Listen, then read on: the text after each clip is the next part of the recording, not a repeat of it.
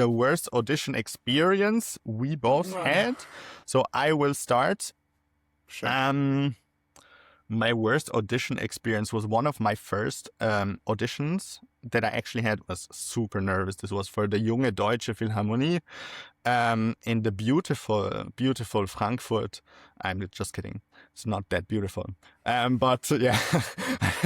So people who know get exactly what you're saying, and people who don't can just imagine whatever they want to themselves. But Frankfurt is a specific place. Yeah. Yeah. So I went to that audition. I was very nervous. And this was one of my first auditions. And what I didn't learn there yet is that it's maybe helpful to pack a snack. So I didn't pack a snack, and I also didn't eat breakfast.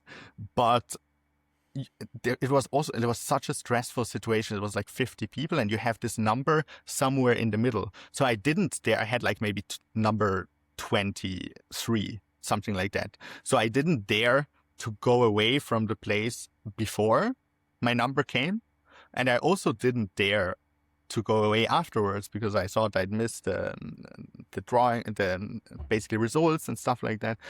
And then it turned out to be like 1 p.m. already, or 1:30 p.m. So I was there since the morning, 9 a.m. until 1:30 p.m. I haven't eaten anything yet. And then I actually passed into the second round with 6 other players, and actually together with Irene, who you're playing with in Theater Ulm. It was the same audition. And then it just was like, I don't know, until 5:30 in the evening, where I haven't eaten anything. And then, and then basically the Vapiano afterwards at 6 was my first thing I ate in a very important day like this. So yeah, one tip to everyone, just pack something little to eat, even if it's very little, but have something with you. Wait, but did you get it? Like, did you get in? No, I didn't get this one because Damn it. Okay. I couldn't play Mendelssohn's Scherzo yet. Okay. You know these auditions where you literally can't play an excerpt yet, but you still go to the audition. So yeah, that was one of those auditions. Yeah.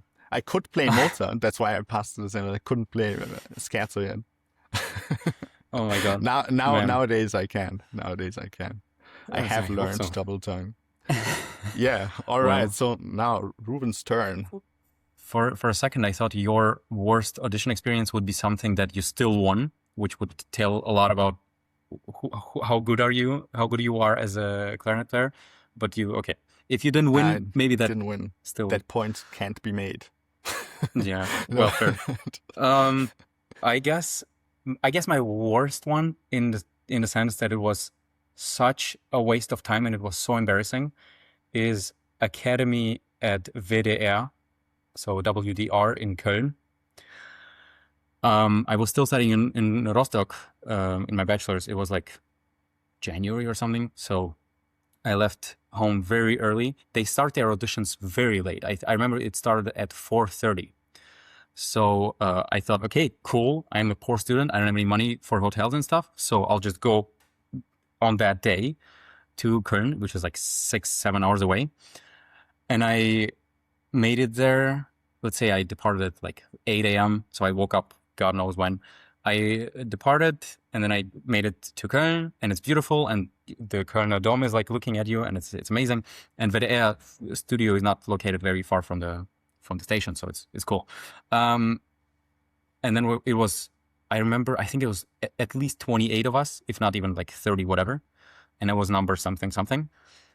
And I was so nervous for some reason that when I came out to the audition, like, first of all, the hall where we were playing, it's not even some rehearsal studio or something. It was a very small, narrow room with kind of high ceilings, but still like kind of small. And for some reason, the whole clarinet group was sitting 1 meter away, not even like at the end of the room, but like just right in front of me. So they had this huge table with their sheets of paper on it, and then like with pencils, and just waiting for me to what it felt like, they were waiting for me to fail. They weren't, but it was still such a mess. I played not even the whole exposition. I think they stopped me after the like so with after the fermate. I didn't even get to play the end, I think. And it was like, I remember them looking at each other, being like, let's showing stop. this. Yeah. It's like, let's stop this suffering. Yeah. Let's act as if he doesn't see us. Yeah, but it's like right in front of me. Yeah. And I remember the faces being like, what are you doing here? Why are we, like, what is going on? It wasn't that bad, but it was just, it was a whole chaos. And I was so nervous.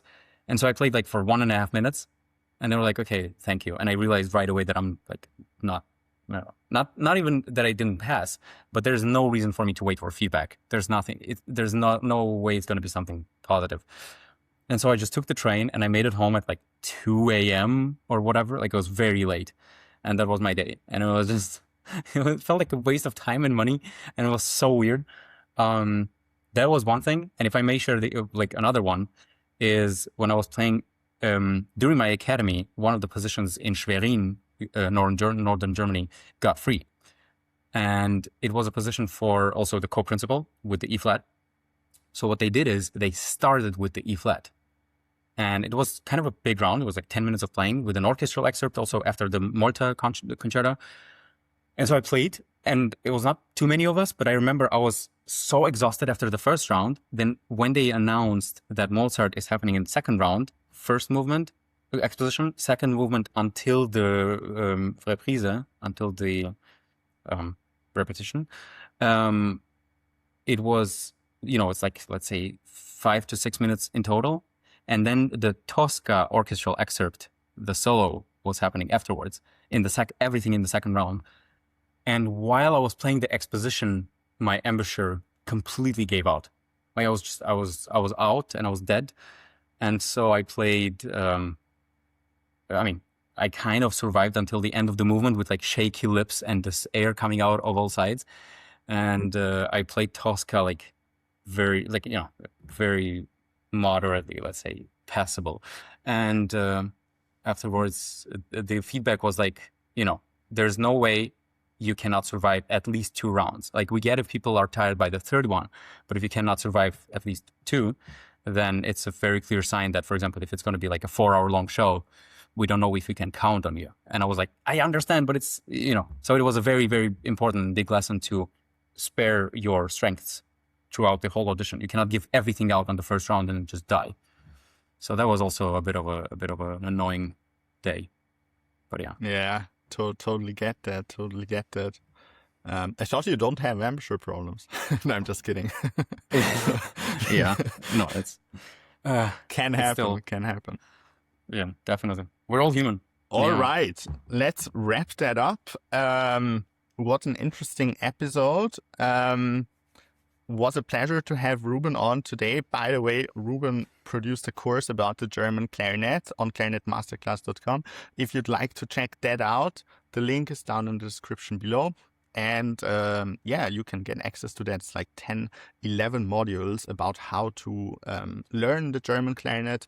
And basically from the top A to Z, what's important about the German clarinet. If you would like this, if you would like to learn about that, check that out for sure. Link is down in the description. Awesome. Great to have you on, Ruben.